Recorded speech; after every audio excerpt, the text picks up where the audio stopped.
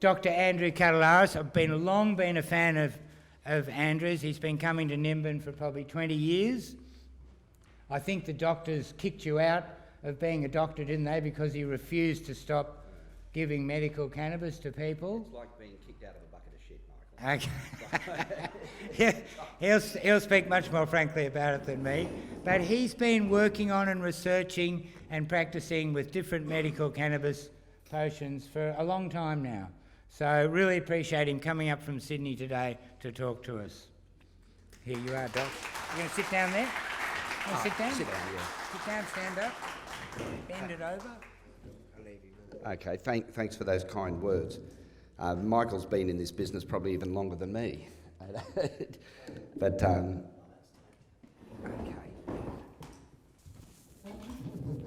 All right, no, that's fine. Someone had taped it down. No, that's fine, mate.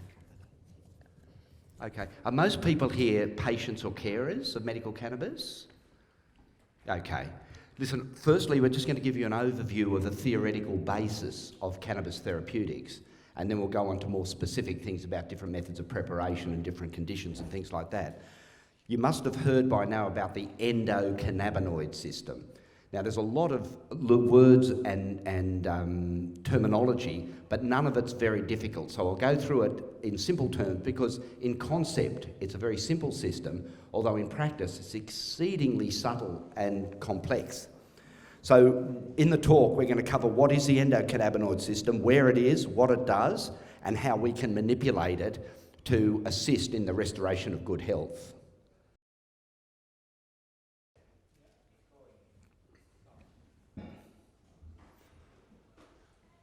Okay, as you see there, the endocannabinoid system is described as an evolutionarily conserved group of neuromodulatory lipids and their receptors having a diverse variety of physiological effects. Now, when we say evolutionarily conserved, the endocannabinoid system is so important, it appears to be present in all forms of life since the sea squirt about 60 million years ago. So it's been there, and because it's so essential, it's there in all the different forms of life, or forms of animal life anyway. Now, what are cannabinoids? Cannabinoids, by definition, are chemicals that interact with cannabis receptors, and we'll talk about the receptors in a minute. But there's three types of cannabinoids. The endocannabinoids, remember endo just in medicine just means inside. Exo is outside and endo is inside. So endocannabinoids are cannabinoids that are made within the body and act within the body. So the endocannabinoids, there's two major ones, anandamide, which is arachidonyl glycerol, and arachidonyl ethanolamide. They're the body's own cannabis activity. The other ones, the plant or the phytocannabinoids, are the ones that you get from the cannabis plant.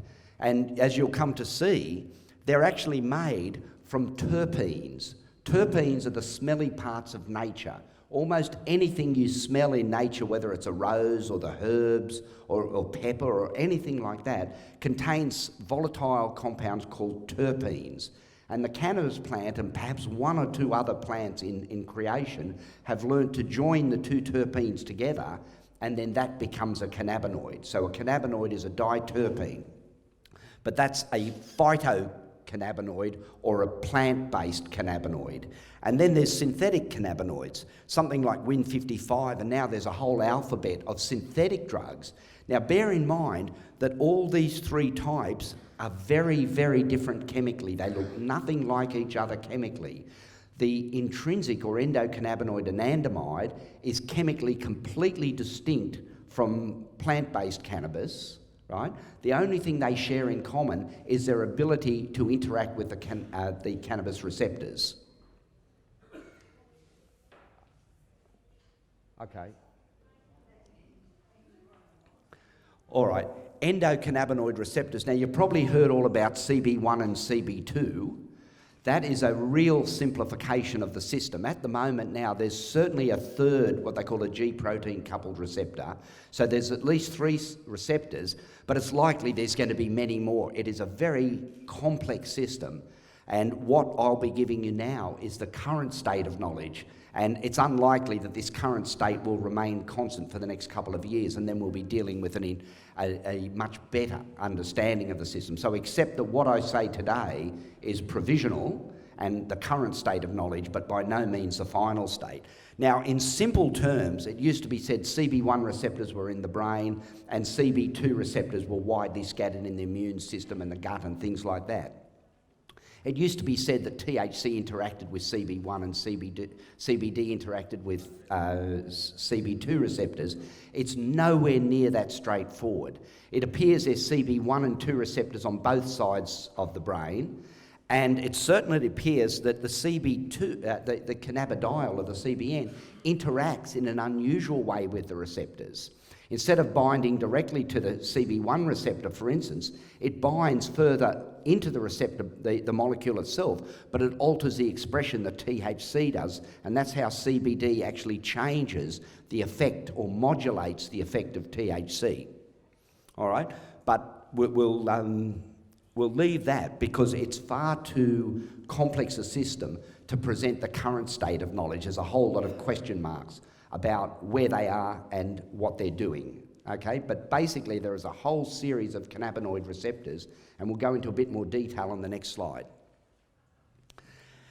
They're, especially the CB1 receptors, are widely distributed in the brain, and they're heavily distributed in those centres of the brain that have really crucial functions in the control of appetite, in sexual desire, in all sorts of things that interact with our day-to-day lives. They all appear to be modulated by the endocannabinoid system in a way that's yet not very clear. And the big mystery of the endocannabinoid system is actually how it's run. And I'll go through that very shortly. But that's what makes it quite fascinating. But the message from this slide is that the endocannabinoid system is vitally involved in almost every aspect of human functioning. Okay, what's the purpose of the endocannabinoid system? Broadly speaking, its role is homeostasis. Homeostasis means keeping things in balance. Right? We have our temperature well controlled. We're not 40 degrees, we're not 33 degrees, we're 37 degrees. We have our blood pressure controlled. We have all these things controlled, and it appears that the endocannabinoid system interacts with the bigger systems or the outside systems. It's a system within a system, and that's why it actually impacts on so many different disease states, because it indirectly influences all the endocrine system, the digestive system and the immune system are all modulated and controlled by the endocannabinoid system. This is fascinating because in the course of my sort of learning with this, as we started treating children for life-threatening epilepsy, what we found was some of their ancillary problems, like their nasal allergies and their food intolerances and their eczema and things like that, started to disappear, which is very gratifying and still yet fully explained. But it's certainly not a simple silver bullet or a magic bullet the way the allopathic doctors push a drug to have one effect. And they're searching around trying to shoehorn the cannabis medicines into their magic bullet hypothesis so a company can then market it and make a lot of money. But what they have to realise is that the endocannabinoid system is a vast system, and interactions in one thing, a perturbation, will affect something else. Now, just go on from that, we'll leave that. Sis?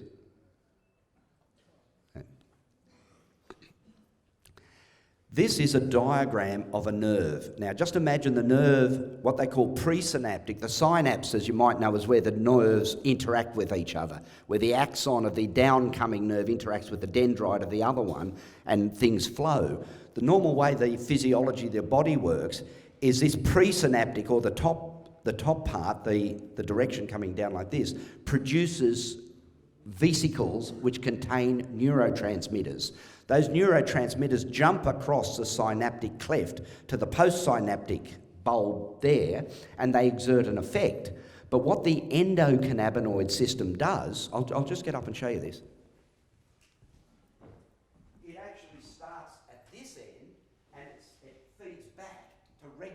production of something else. So it's actually, the system is running backwards, right?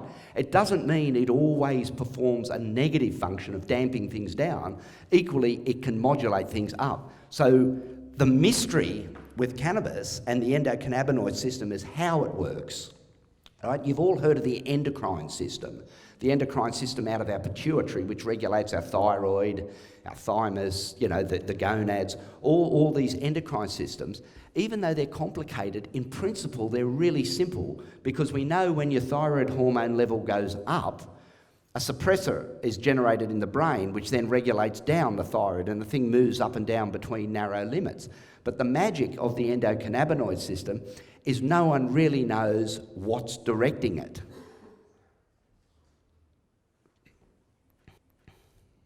Now, the endocannabinoids, look at this, they're produced as needed. Now, no one, that's thrown in because no one really knows what is calling the shots on the system. But when you actually look at these things with advanced technology like EM microscopes and things like that, these endocannabinoids manifest out of a cell membrane, make their actions felt, and then disappear. And it might all be over in a couple of seconds.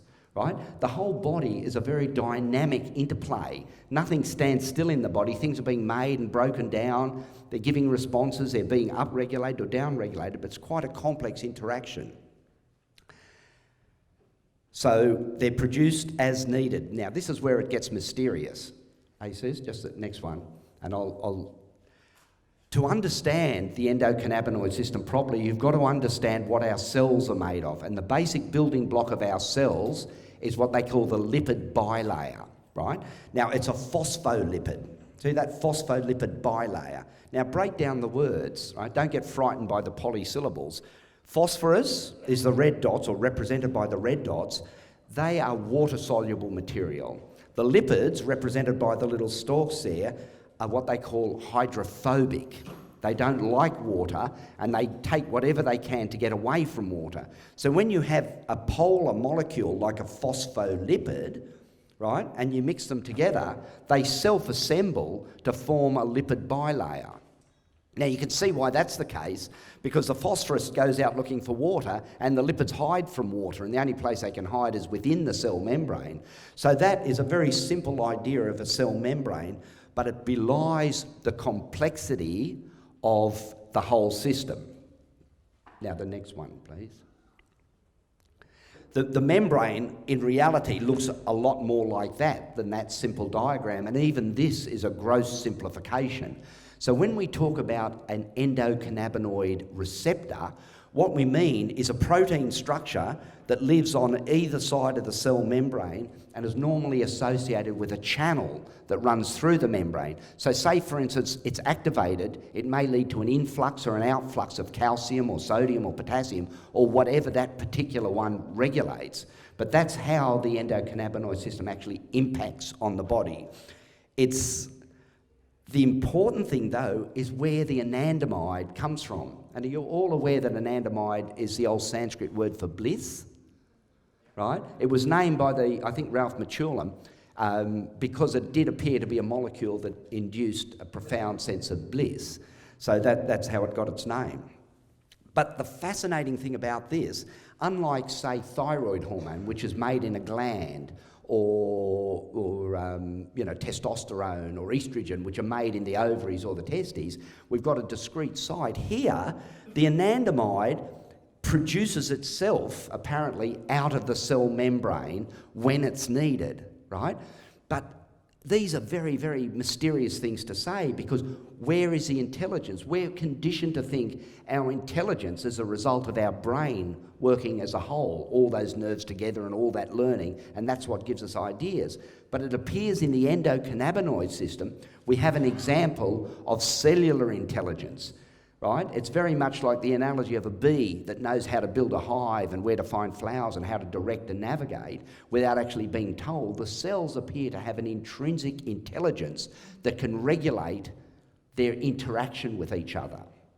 And the endocannabinoid system, unlike the endocrine system, where an endocrine system will affect the whole body at once, the endocannabinoid system is exquisitely specific and it works one cell at a time, right? So it's not sending anandamide out to the whole body, it works locally on the next cell. Okay, so here's a little while ago, I think it was actually at a Mardi Gras, one of the American speakers introduced the concept of an endocannabinoid deficiency syndrome. And I must admit at the time, I thought he was just being a bit clever. But the more we actually look at it, it does appear that a host of human diseases are the result of an endocannabinoid deficiency or an endocannabinoid dysfunction, right? Now, this is what you can do about it. There's no point in having a situation, but we can actually manipulate these things. The dietary intake of lipids influence the chemical makeup of your cell membrane. So say, for instance, you eat McDonald's hamburgers and Coca-Cola as your standard diet for 20 years. It's almost totally lacking in omega-3 and any of the better quality lipids. So when your cell membranes are made up, they can only be made up by what's put into the cake hole, as it were, and they end up with high levels of saturated fats. They're not fluid, electrically charged membranes, they're basically just saggy old bags. And from those cell membranes, if you don't have the right lipids in them, you can't manifest the right lipids out. So the diet and what you eat has a profound effect on the function of the endocannabinoid system, right? So lipid deficiencies, the key lipids, and we'll be talking about the sources of those key lipids, will have a profound effect on whether your endocannabinoid system works well. In the same way, if you're short of iodine or you're short of any other thing, that system won't work. Well, your endocannabinoid system runs on quality lipids, right? Not saturated trans fats. They just can't do it, right? Okay, hemp seed. I hope you've all had experience with hemp seed nutrition by now, because if you haven't, I'll spend the rest of the time here convincing you that you should, right? Australia and New Zealand are, just the next one, I think. Australia, the politics of the hemp seed. Australia and New Zealand are the only two countries on earth that have restrictions on the use of hemp seed as a human food, right? And the resistance in this country is profound. As long ago as 2002, our colleague Phil Warner put in application A360 to FSANZ, which is Food Standards Australia and New Zealand, to have hemp seed recognised as a novel food. But at that stage, Howard was Prime Minister and Abbott was Health Minister. No wonder we're so sick now. But they knocked it back. They wouldn't give it a consideration. Okay, I let the water settle for a little while, and in 2008, I made the next application, A1039. And a normal FSANZ application should be dealt with in 18 months. 6 years later, that's in February of this year, it came to the vote, and guess who voted it down? Yeah. It wasn't only Abbott. Unfortunately, there seems to be an unholy alliance between people cross parties. So we had to get the support of 6 of the states, right?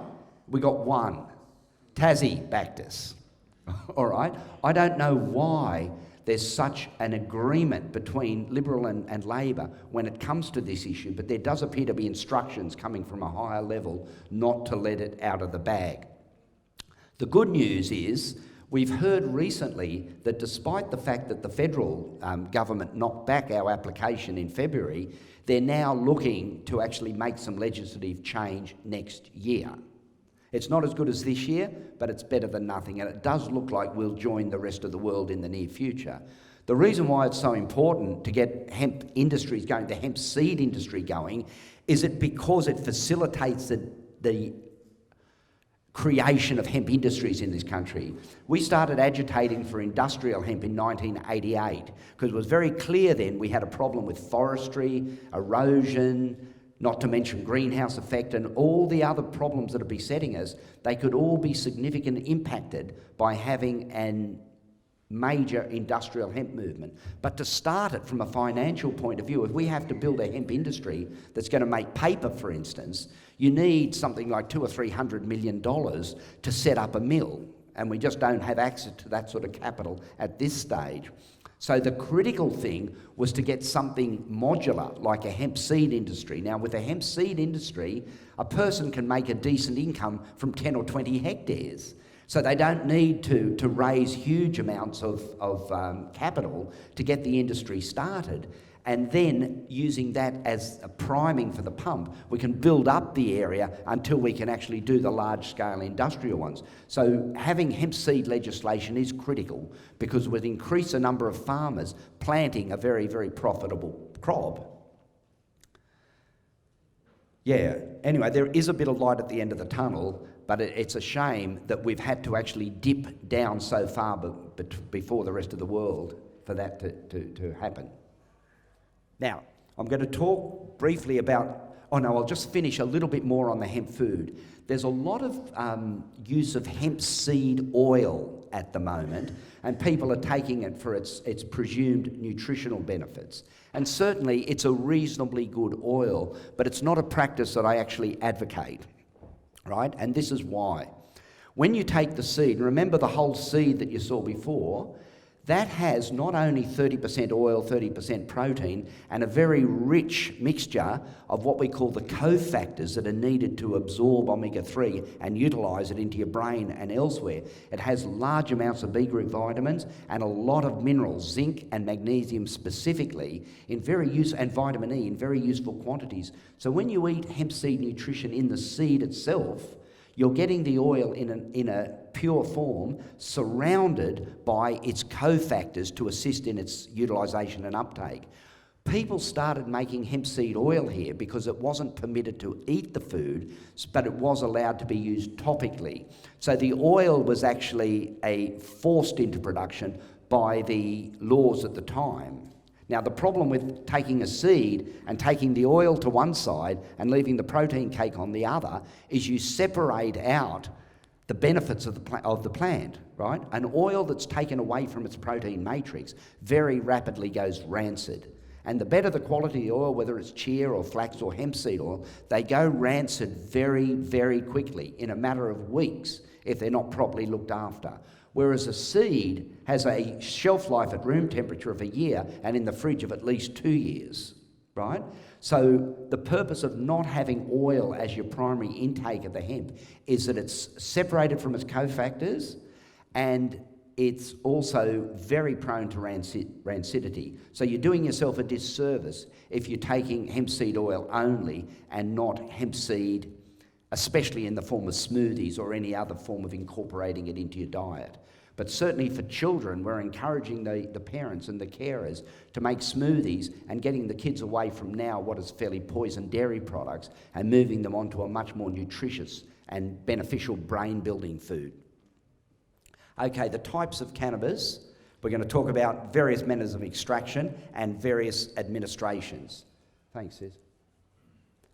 Okay, I suppose everyone here is aware of the differences, of the appearance of the differences between indica and sativa. No. Okay, all right.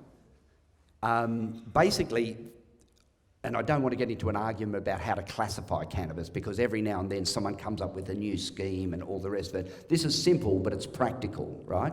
As a rule, the indica plants, as you can see over there on the far right, are little squat plants that produce short, thick stems with short palmate leaves, whereas the sativa tends to be a lot more rangy and high growing. The usual explanation for the effects is they say that the indica has a sedating or a body stone and the sativa has a stimulating or a headstone. There's some truth in that, but it really is a matter of individual usage, and it's also influenced by the dose. But there are perceptible differences in the psychotropic effect of an indica and sativa, and often in therapeutics, when it's available, it's usually recommended that you may take a sativa drug during the day and an indica drug at night, right? So you can manipulate the differences of effects. There's been a lot of attempts at explanations as to why these things are different. Some people give the explanation that the indica may have some CBD in it. That's probably not true on the current population of Australian cannabis. Some years ago, when we had actually access to high-quality analytical equipment at Southern Cross University, we actually took 20 plants from around the place and looked at them, and the Australian drug supply at that stage had 0 CBD, so it was all THC. So the effects, the difference of effects between indica and sativa are probably explained by the differences in the terpenes, which appear to modulate the psychotropic effect at the higher levels, and whether they modulate the medical effects, we've yet to find out, but there are indications that they do. Okay, that's just the same view again, the little indica plant there and the sativa plants there. Most of the drug supply in this country now is hybridised. There's very few pure indica and pure sativa.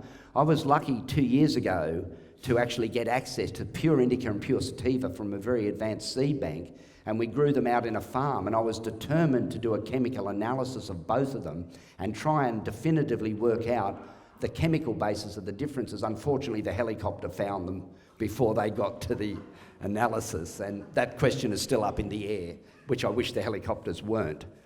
All right, what's the next one?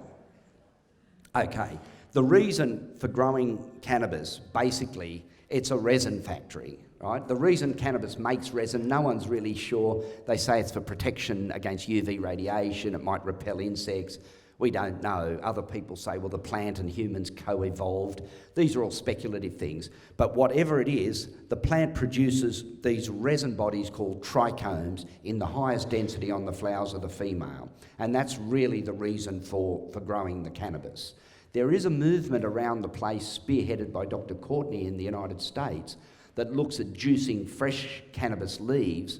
I'm not a massive adherent of that because I do feel that the medical effect of cannabis is a result of the cannabinoids and not something in the fan leaves. But let's take the next photo if you don't mind. Closer up, you can see the terpenes, the little mushroom-shaped bodies. In the case of CBD plants, and this is interesting because we're going to be distributing cuttings from the CBD plants over this summer to give people better access, because our attitude is we don't feel we own any plants or any varieties that we get access to. They merely come through our hands so we can better distribute them. But with the CBD plants especially, most of the CBD appears to be generated in the last 2 weeks of their life. So it's important not to pick them too early because you'll be shortchanging the production of CBD. The evolution of the cannabis in these trichomes varies towards the end. And it really, just like any fruit or other food, it's only best when it ripens naturally. Okay? Now, cannabinoid profiles. This isn't very clear, but it's not that critical for the details because the information here is probably overreaching.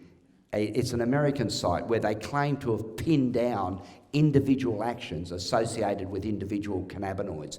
I do feel this is overreaching because it's often based on just 1 or 2 experiments or no experiments at all, as much an opinion as anything.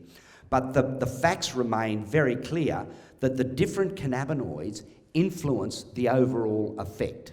Now, just to explain it very simply, THC, the major psychotropic cannabinoid, is dramatically modulated when you add CBD to it, right? THC in overdose has a range of side effects, right? I mean, you can provoke anxiety, you can produce paranoia, you can certainly exacerbate short-term memory deficit and things like that. But when you mix some CBD with the pot, even if you smoke it in large doses, you certainly have a psychotropic effect, but you don't have what we call being bent, right? You can still, it's more a gentle stimulation and elevation of mood rather than having things sort of, perceptions distorted. So there is unequivocally an association between the different cannabinoids in terms of how they work. And unfortunately, because we live in a commercially driven world, the company like GW Pharmaceuticals is now trying to pick out 1 or 2, something like THCV, and say this is the one we're going to concentrate on for, say, epilepsy or whatever particular treatment they use. It's not a way forward that I like. I mean, I may be a medical scientist, but at my very heart, I'm also a herbalist. And I really prefer that cannabis is dealt with as a herbal medicine rather than a cash cow for a pharmaceutical company which wants to pull it apart and use it in a least effective way. Okay. Decarboxylation is a concept you've got to get your head around. It's not difficult. In the plant, cannabis, any of the cannabinoids occur in the acid form. Acid, if you remember from your high school days, just COOH, an acid group, is attached to the THC in a plant, so it's referred to as THCA or THC acid. When you heat the plant, especially by smoking, that carboxyl group is removed and you have the full psychotropic effect of the THC, right? It's often said that THCA doesn't have psychotropic effect. This isn't true, but in the similar way to CBD, it does have a mood elevating property. It does have a perceptual change in inducing a change in perception, but in the same way as just it doesn't have the same distorting effect on perceptions of time and other things like that. You can still get the flow of ideas, the associations, the lateral way of thinking. THCA has a lot to recommend it, right? Because it can be taken when needed in much higher doses than you can take THC, and it's still an open question as to which one has the major therapeutic effect, right? Whether it's THC or THCA, but I resolve that dilemma in my own mind by saying it's horses for courses. At some stage, you actually have to interact the drug with the patient and whatever their particular disorder is and see how it goes, right? There's arguments for and against different things, but there's no way outside of empirical trials that you can actually work out what's best for one individual person and their particular dysfunction at that time. Because remember, everyone's endocannabinoid system is quite distinct as well, as distinct as they are. So decarboxylation, there is a school of thought that says they use the word activation. Without activating the THC, you don't get the therapeutic effect. I'm certainly not of that view, right? And that's not been my experience. Even in the traditional THC roles of spasticity and pain relief, what I've found is using THCA in the tincture, the patients, I've only used that recently, and I'll go into the production on that soon. The patients have been giving very, very positive feedback. So don't give up on THCA. I think there's a lot of therapeutic activity with very much fewer problems that you can get with high-dose THC therapy. Okay, terpenes. One of the fascinating things about cannabis, remember we said that the cannabinoids are diterpenes, two terpenes are brought together. The terpenes that are found in cannabis are also found in anything else that smells. They're found in mangoes, in roses, what we said, in lavender, in oregano. All these terpenes can occur in the hemp plant. And it's fascinating as to why that is, what such a range of terpenes. But no one has really come to a sort of a clear philosophical understanding of how this all came about and why cannabis is such an unusual and unique plant. But we'll just accept it for what it is. Okay. Now, even though I said I see myself basically as a herbal doctor, I'm still scientifically literate and I still appreciate the need for detailed scientific inquiry and a rational approach to what we do. Now, there's several different ways of measuring cannabis. In the old days, by that I mean about the 1800s, and cannabis was widely used then in the old days, they used to give blocks of hash to beagle dogs and count how many times they fell over as a measure of how potent the hash was. That was called a bioassay, right? I mean, I don't know, but that's the way they did it. We moved forward a couple of hundred years, and now we have HPLC, or high-performance liquid chromatography. This is a beautiful analytical technique that gives you a very precise qualitative, that means what cannabinoid it is, and quantitative, how much. So when you look here, you can see how they're labelled. We've got CBD on the left, we've got delta-9 there in the middle, and CBN on the far right, and the height gives a measure of the quantity right? So it's a very, very useful technique. In happier days, and most people aren't aware, we made really good progress back in 2002, and a group of activists, myself and a group of activists here from Nimbin, actually got a license to grow drug cannabis as a preparation for medical. And we had a wonderful grow shed over at Corindi, and we had Southern Cross University working on doing our analysis, and everything was looking really rosy, and Mr Carr's government seemed to have pulled the plug on that, and we've gone nowhere since. Unfortunately, the current government is of the same view. I've tried for 3 years to get Sydney Uni to do an analysis on the medicine that I'm using on sick children, and after 3 years of constant nagging, I'd have to say constant nagging, they finally rang me up 2 months ago and said, we're ready to do your samples, bring them in. So on the next train, I was there with a briefcase full of samples, but unfortunately, Kerry Chant, the chief, or the person imitating the Chief Health Officer in New South Wales, specifically prohibited Sydney Uni from doing any of the analysis from anyone that's not working within the system. And that's actually a bit of a blow. Kerry Chant was the same person that came up to Lismore and tried to sell the idea of fluoridating the water. So you can see where she's up to scientifically. Hey, sis? Okay. When you don't have HPLC, we come back 70 years ago to what we call thin layer chromatography. Now, this is a sort of access we've got now for testing. And as you can see, it's a little more imprecise, I suppose, and what we've got here is only semi-quantitative.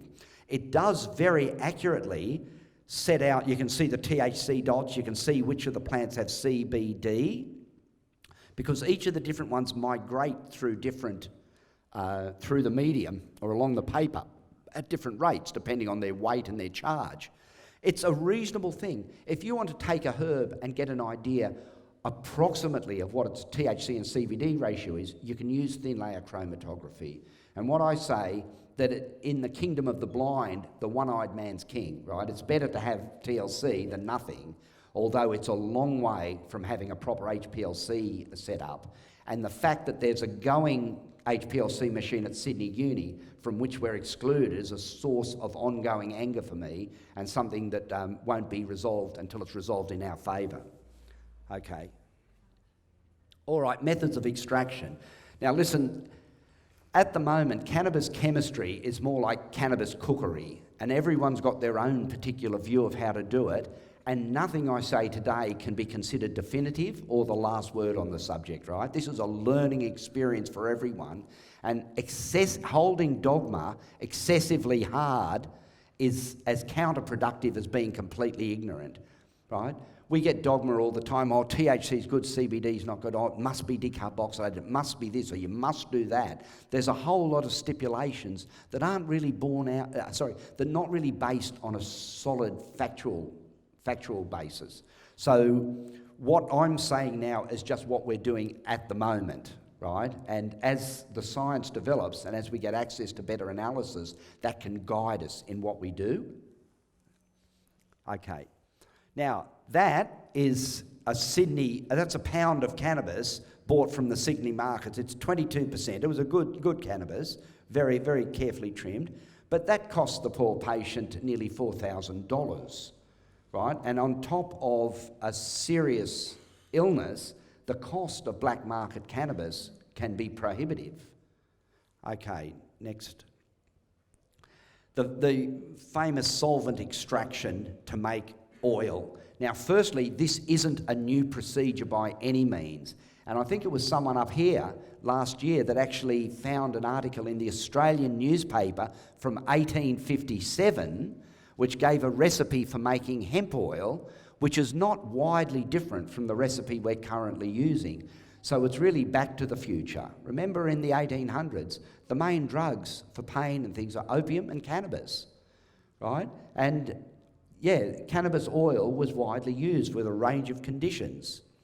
Now, I'll just go back to that one if you don't mind. There's a few issues with the oil, right? Because it depends what solvent you use. And the supporters have their views on whether you should use alcohol or isopropyl or shellite or what else, acetone. most of the solvents are adequate in terms of their extraction, and the big issue in people's minds are the residual solvents, right? And the argument is because alcohol is theoretically a potable product, it's better to use the alcohol than the isopropyl or the hexane. Now, there's some merit in that argument, but the problem is when people do alcohol extractions carelessly, right, you can bring out a lot from the plant that's not cannabinoids. Remember, we just want cannabinoids, but alcohol is water and lipid soluble, so it brings out a lot of water soluble things. It dissolves a lot of the plant waxes, and I've been shown oils that people go, oh, here's my oil, and this thick, disgusting black tar comes out, and you really wonder how they can expect to get better on that sort of preparation. The one thing that I've found quite useful if you're going to do a solvent extraction is to actually put the solvents and the herb in a freezer, right? I'm not against using isopropyl if that's the way it goes. It's not my favourite, and the time that I use isopropyl is if I luckily find myself out in the middle of a huge patch of pot.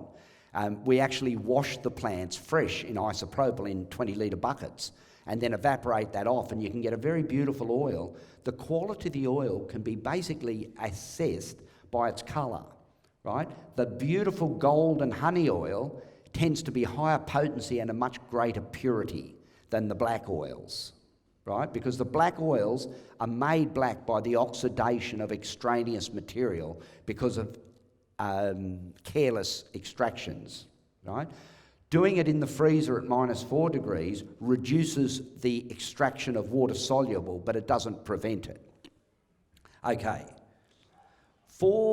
This is a sonicator. It's also known as a jury cleaner, and it's most commonly used as a jury cleaner. It really is just a heated metal box that can be vibrated at 40,000 cycles a second. Right, so it's used in the laboratories to assist in dissolving things. Just imagine if you want to dissolve your sugar in your cup of tea, you stir it with a spoon, but you imagine you put it at 40,000 cycles a second, it dissolves a lot quicker. So to make the current medicine we're using in children, the epileptic medicine for children, we basically put 100 grams of our chosen herb. At the moment I'm using Z7, which is a 15:1 CBD to THC ratio, 100 grams of the herb and a litre of oil. Now I mostly use MCT or medium chain triglyceride oil. Now for people who don't know, coconut oil is made up of 60% medium chain triglycerides and 40% long chain triglycerides. Now it's the long chain triglycerides that make the coconut oil go hard at room temperature, right? It also increases the metabolic energy needed to absorb it. To absorb long chain fats takes more metabolic energy and longer time than absorbing medium chain triglycerides. And in fact, MCT or medium chain triglycerides are absorbed passively. So if you just put them on your mucosa or even on your skin, they're absorbed passively into the body, and that's quite a useful way of actually formulating. This form of preparation is useful to make a fairly low concentration. So when I'm providing for, say, a 3 or 4 year old child, we sonicate this up, and I usually soak it for 24 hours, and during that 24 hours we sonicate it 3 times, just to make sure we have the maximum amount of extraction. The beauty of doing it this way, compared to solvents, is very little extraneous stuff actually comes out, because the water-soluble things aren't soluble in the oil like they are in the alcohol. So you end up with a fairly pure extraction, and we've actually verified this by analysis that was conducted overseas. So the sonicator, the reason why I actually developed it was I was trying to give the government something that was so far removed from any sort of suggestion of drug culture that they'd find it easier to go forward with it as a method of production. But unfortunately it hasn't worked, right? Because there is an ideological block. This has got nothing to do with science or genuine concern. It's a malicious ideological block to progress of natural medicines over allopathic medicines. Okay. All right, the other way is a dry ice resin extraction. Now, I'm a bit of a Johnny-come-lately on this one. Even though it was all over the internet, I hadn't heard about it till about 6 months ago when someone Someone actually brought a bag and says, "You've got to see this, Andrew." I have to say I was pleasantly amazed at the dry ice extraction. Right? Now, there are a few provisos. Is everyone here familiar with that, or will I go through it? No, okay. Look, you basically use bubble bags, which are basically just some form of plastic bag with a membrane underneath of a known grid width. And they vary from 23 microns up to about 120 microns. And the idea is you get the pellets of dry ice, which are at minus 80 degrees, and you put a carpet of the dry ice down the bottom of the bag, and then a carpet of trimmed dry bud. And I was told it works on fresh bud. It definitely doesn't, or it doesn't work very well, so don't waste your time with that. Carefully trimmed dry bud, and then another carpet of dry ice. You leave it to chill down to minus 80, and then you simply agitate it, shake it up and down onto a hard glass surface preferably. And the golden resin, those trichomes that you saw, comes fluttering down into a beautiful golden... Let's look at the next one, sis. What size, Andrew? Well, it depends. I'll show you. It depends what you want, right? I mean, there's a degree of conceit in the United States where some people will only do 23 micron hash. You know, it's what we do. I generally use about 45 because it's the best. You can also you start at the small one and you go up. And as you extract, it goes from a beautiful golden colour, which is just the trichomes, but as you start to break up the plant itself, then it turns green, and you know you've passed the best. Right? For our medical work, we use 45 because we're getting most and not getting too much leaf material. So it's a trade-off between quality and quantity, basically. 23, you'll get a tiny amount of the best. 45, you'll get a fair bit of good, and at higher than that, you get a lot of leaf thrown in. So it's just a balance. Can you judge it by weight? So can you shake until you get your correct weight and you know that you've got your... No, because it depends how you agitate it. You can end up with leaf in it just by going too long, even in a fine bag. What we do, we basically scalp it to get the trichome, so we don't agitate too hard, just scalp it, take the best, and then you may use what's left in a solvent extraction or a butane extraction, right? So say you've got a particularly sensitive child that you don't want to have anywhere near a solvent, you use that for them, and you use that for either topical use or an adult, right? So that way you don't have to be too quantitative about it. You just take in the best, but using the rest. Okay, resin is fantastic. I'm a fan. Few provisos there. If the herb is not very good, right, and by that I mean if it's significantly less than, say, 10% of total cannabinoids, you'll get a very disappointing result because unlike solvents, it won't pull the cannabinoids out of the leaf material. It'll only physically remove the trichomes. So unless you've got really good bud, really heavily resonated bud, it's not worth doing this. You'll be disappointed. Okay, so it's not a universal application, and like I said before, you can do it both ways. You can take the resin for a particular sort of medicine and then use the rest. You can use the rest in your biscuit making, for instance, so you don't have to waste anything. It's just a way of separating it out physically. Okay, methods of administration. Now, basically, you can eat it, you can smoke it, you can, what we do, the back door, or you can do it topically. Now, of ingestion, it can either be mucosal or gastric, and there's a few sequelae of how you ingest it as to what actually happens, right? If you're eating it, when you eat something, it goes through your stomach, through the intestine, and then it's picked up by the portal circulation and it goes through the liver. When cannabis, or THC specifically, goes through the liver, remember it's delta 9 THC, the body hydroxylates in it, and it becomes 11-hydroxy THC, which actually has more of a psychotropic effect than delta 9, and a psychotropic effect that is of longer duration than delta 9. So that explains that explains why eating it is more likely to lead to a green out or to an unexpected sort of exaggerated response down the track. There is a delay, sometimes up to 2 hours between the intake and the effect, and that makes it hard to titrate. Eating does have a place for people who are on a stable dose and have worked that out over time. So there is a place for that, and there may be a place for the 11-hydroxy, but it's a question of horses for courses and what suits people. Some people do very well on biscuits, others won't do well at all, and you just have to work that out. Mucosal absorption, that's operating on the assumption that if something is absorbed passively through your mucosa, it doesn't go through the liver, but it goes directly into the systemic circulation, so it's not subject to 11-hydroxylation. And often the recommendation is that if you have an oil or a tincture, you hold it in your mouth for as long as possible. And that is the reason for doing that, so it doesn't go through the liver and it's not generated into a more psychotropic effect. Inhalation, I mean, smoking is an interesting thing, right? There's a lot of do-gooders saying, and Bob Carr being one of them, oh, you know, we can't have anyone smoking here. You've got to breathe diesel fumes and all sorts of volatile poisons in the atmosphere, but you can't voluntarily inhale a herb. Now, the theory goes that because cannabis has 400 more times tars and carcinogens than cigarettes, it must be more dangerous. Now, the only problem with that is that it's actually not true. Right? Now, 4 years ago, a professor of respiratory medicine in America, Donald Tashkin, was tasked by the NIH, the National Institute of Health, to prove that cannabis caused lung cancer. Right? This is how unbiased science works in the United States. Anyway, Donald Tashkin was given a budget and said, go out and show us that pot smoking causes cancer. And he did a very, very thorough study. At least the man can be given credit for doing a thorough epidemiological study.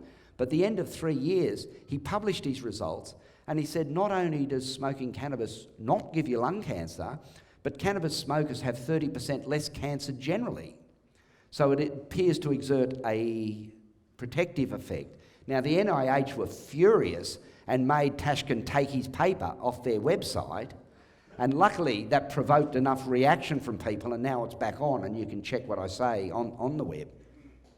So I'm not that fussed by smoking. I mean, I smoke myself. I don't consider it a big issue, but it comes down to dose and what you smoke it with, right? There's a big issue with tobacco. What can I say there that's balanced? I actually smoke tobacco, but I'm particularly sensitive about the quality of tobacco, and anything that comes out of a tailor-made packet can't be called tobacco in the same way as a McDonald's food can't be called food, right? It's some bizarre parody of what used to be. And remember, they add things like ammonia to the tobacco to make the nicotine more rapidly absorbed, so you come back and get another packet of Winfield, right? There's a big argument made that the cannabis nowadays is much more potent than it was when the hippies were around, and that's why we're getting psychosis and things. Again, that's not true, because if you're worried about the danger of smoking, it's much better to have 2 puffs of a 15% weed than 30 puffs of a 4% weed to get the same effect. So high quality pot, smoking through a reasonable device, or smoking even through a cigarette in small quantities, is not dangerous. It's certainly associated with a bit of a redness of your mucosa, but it certainly doesn't have any long-term effects either on cancer itself, lung cancer, or on emphysema, right? There's no clear association of cannabis smoking and emphysema. Okay, now the different methods of suppositories. Oh no, sorry, vaping. We're up to vaping. So smoking may have a place. Its advantages are the rapid onset and the ability to titrate. So say you're dealing with a spasm situation or a pain situation, you can sit there and draw on your cigarette until that goes away, and you can titrate your dose, and that's a very useful strategy.